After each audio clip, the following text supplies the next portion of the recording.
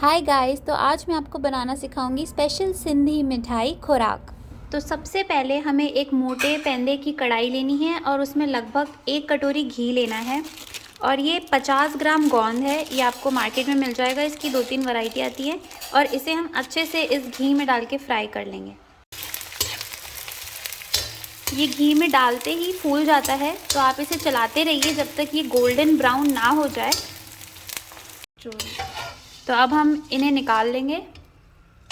ये लगभग 250 ml दूध है और इसमें हम 1 कटोरी चीनी मिला लेंगे। दूध आपको हल्का सा गर्म लेना है ताकि आपकी चीनी इसमें मिक्स हो जाए। इसको मिक्स करके इसको साइड रख लीजिए। अब आपको उसी कढ़ाई में आटा सेकना है। ये देख लीजिए, मैंने गैस का फ्लेम बिल्कुल लो कर रखा है।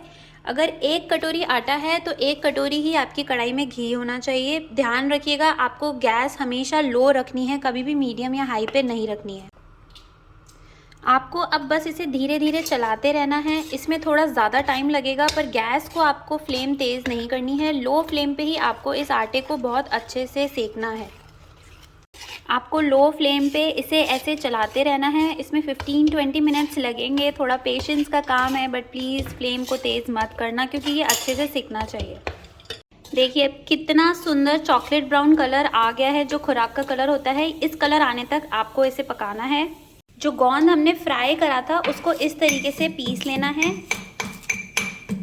अब ये गोंद आपको इसमें मिक्स कर लेना है। 1 चम्मच इलायची पाउडर। अब ये है 50 ग्राम खसखस। ये खसखस अब आप इसमें मिक्स कर लीजिए। ये घिसा हुआ खोपरा है, 2-3 चम्मच आप ये ऐड कर लीजिए। ये काजू, बादाम और पिस्ते के इस तरीके से टुकड़े कर लीजिए और किशमिश पूरी लेनी है। अब इस तरीके से ये ड्राई फ्रूट इसमें मिक्स कर लिया है, तो हमें इसे अच्छी तरीके से चलाना है। देखिए कितना प्यारा सुंदर कलर इसका आ गया है। इसको देख के मुझे मेरे बचपन की याद आ गई है, क्योंकि ये जो सिंधी मिठाई है खुराक, इसका हम लोगों के लिए बहुत इम्पोर्टेंस है। ये या तो किसी की शादी या किसी त्यौहार में ही बनाई जाती है, या स्पेशली सिर्फ विंटर्स में ही बनाई जाती थी और हम सब बच्चों को एक एक ही इसका पीस मिलता था। तो जब ये इतना अच्छा इसमें कलर आ जाए और ये मिक्स हो जाए, तो जो दूध और शक्कर हमने मिक्स करके रखा था वो अब हमें इसमें धीरे धीरे डालना है, थोड़ा थोड़ा करके, और इसे ऐसे चलाते रहना है। देखिए अभी सारा दूध इसमें कितने स्मूथली इसके साथ मिक्स हो गया है, और ये पूरा साइड में से भी ये मिठाई ने बर्तन छोड़ दिया है, मतलब ये पूरी तरीके से पक चुकी है। अब हम गैस का फ्लेम बंद कर देंगे। अब मैंने ये एक चांदी की थाली ले ली है, जिसमें मैं घर के देसी घी की ग्लेजिंग कर रही हूँ।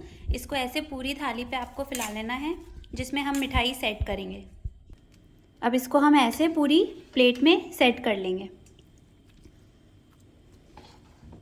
इसको आपको ऐसे प्रेस करके एक साथ सेट कर लेना है। जितनी पतली थाली लोगे उतना अच्छा है, ताकि मोटे पीसेस नहीं बनेंगे खुराक के, पतले पतले और अच्छे पीसेस बनेंगे। केसर डालूंगी।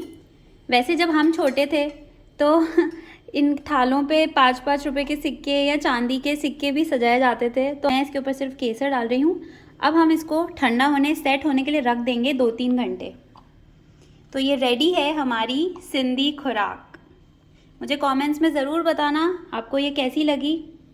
Subscribe to my channel and press the bell icon and also like the video please. Thank you.